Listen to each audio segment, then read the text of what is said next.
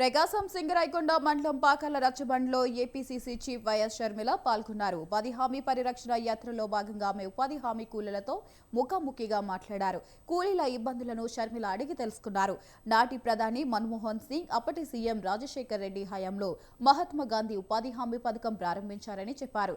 గ్రామీణులు వలస వెళ్లకుండా చేశారని తెలిపారు. ఇప్పుడు ఎన్డీఏ ప్రభుత్వం ఈ పథకం పేరు మార్చిందని, 60% నిధులే ఇస్తామంటుందని షర్మిల విమర్శించారు. ఆంధ్రప్రదేశ్ అసలే అప్పుల్లో కూరుకుపోయిందని, ఈ స్థితిలో మిగతా 40% ఖర్చు భరించలేక పథకాన్ని నీరు కారుస్తుందని విచారణ వ్యక్తం చేశారు.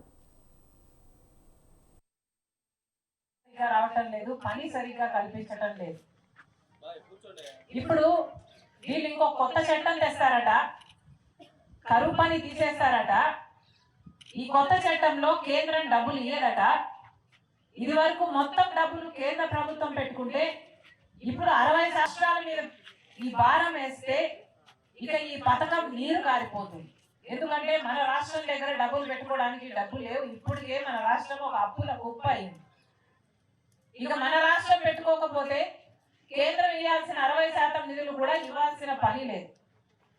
ఇలా ఈ పథకాన్ని మొత్తానికే ఎత్తేయాలి అన్నది బీజేపీ కుట్ర.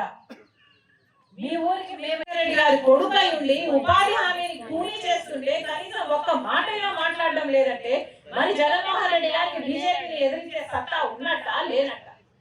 ముమ్మాటికి లేనట్టు.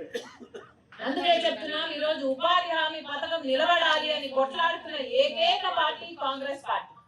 ఈ రోజు ఉపాధి హామీ పథకం లేకపోతే ఎన్నో కుటుంబాలకు కనీసం తినడానికి తిండి కూడా ఉండదు అనే ఈ రోజు కాంగ్రెస్ పార్టీ ఇంత పట్టుబట్టి